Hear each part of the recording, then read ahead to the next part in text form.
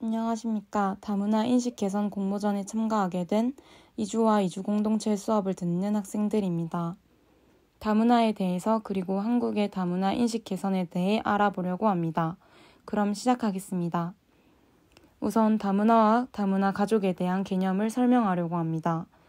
다문화란 한 국가 내에서 여러 민족 국가 간의 다른 문화들이 공존하는 형태를 의미합니다.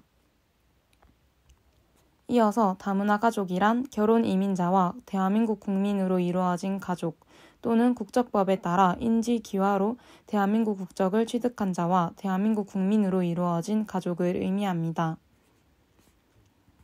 한국은 다른 나라에 비해서 다문화에 대한 인식이 나쁘게 나타납니다. 한국과 외국의 다문화 수용성을 비교했을 때 일자리에 대한 자국민 우선 고용에 찬성한다는 입장에서 한국은 60점, 외국인 이웃을 선호하지 않는 비율에서 31점, 마지막으로 자신을 세계 시민의 일원, 즉 다문화에 속해 있는 시민으로 생각하는 점수는 55점으로 다문화에 대한 인식이 낮은 것을 보실 수 있습니다. 또한 이뿐만 아니라 한국의 인구조사에 따른 가구 횟수를 보시면 다문화 가족이 한부모 가족보다 더 많은 것을 보실 수 있습니다. 주변에 외국인들이 많이 보이듯 우리들이 모르는 사이 한국에 다문화 가정이 많이 생긴 것을 알 수 있습니다. 이러한 현상에 한국은 다양한 다문화 정책을 수립하여 인식 개선과 다문화인에 대한 배려를 하고 있습니다. 그중 대구의 다문화 정책의 우수 사례를 살펴보겠습니다. 다문화 가족 역량 강화를 위한 맞춤형 교육 실시, 위기상황 다문화 가족의 인권 보호를 위해 다문화 가정 보안시설 개설 및 의료비 지원, 다문화 가족 통역풀 활용 코로나19 자가격리자 모니터링 실시, 다문화 자녀 성장과 청소년 인식 개선을 위해 성장 지원 산업과 인식 개선 산업을 실시했습니다. 추가로 세계인의 날이라는 것을 알고 계시나요? 세계인의 날은 매년 5월 20일로 2007년 제한 외국인 처우 기본법에 의해서 국민과 제외 한국인이 문화와 전통을 이해하고 존중하며 더불어 살아가는 사회를 만들고자 지정된 법정 기념일입니다. 법무부의 주관으로 올해 16년째를 맞이하였고 세계인의 날 공식 홈페이지에서 세계인의 날에 대한 행사와 공모전 등을 알 수 있으며 각 지역마다 세계인의 날을 맞이하여 행사와 캠페인을 진행하고 있습니다.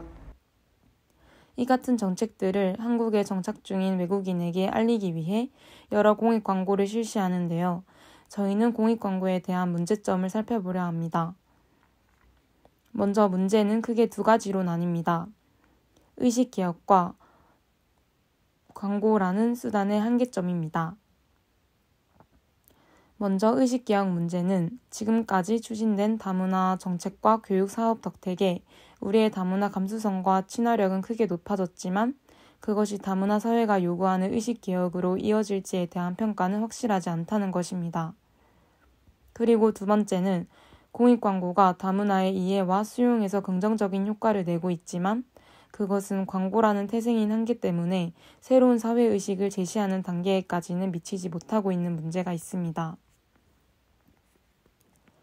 이에 대한 해결 방안은 다문화 인식 개선과 사회 통합의 과업을 한 단계 발전시켜야 한다는 최종 목표를 위해 첫 번째 다문화 정책과 그에 대한 교육이 국민의 의식 개혁과 태도 변화에 초점을 맞추어야 합니다. 단순한 홍보에서 그치는 것이 아니라 다문화 가정에 대한 편견에 다시금 생각해 볼 수 있는 기회가 생겨야 합니다. 두 번째는 이를 위해서는 새로운 다문화 의식이라는 것의 정립이 선행되어야 한다는 것입니다. 다문화에 대해 부정적인 의식을 가지고 있는 사람이 새로운 다문화 의식이라는 것을 가진다면 큰 변화를 기대할 수 있기 때문입니다. 마지막으로 저희 팀원이 인식 개선을 위해 각자 할 수 있는 일을 알아봤습니다. SNS나 유튜브를 사용한 효과적인 홍보 혹은 다문화 공모전 참여, 그리고 다문화 자녀의 교육을 지원하며 일자리에 대한 부담과 차별을 감소시키는 복지 정책을 실시하면 좋을 것 같다는 의견이 있었습니다. 또한 스스로의 인식을 개선하는 것을 우선으로 하며 다문화 봉사활동 각종 프로그램을 실시, 참여하는 것도 좋다고 생각합니다. 이와 같은 활동들을 실천한다면 다문화에 대한 안 좋은 인식을 개선시키는 데 큰 도움이 될 것이라고 확신합니다.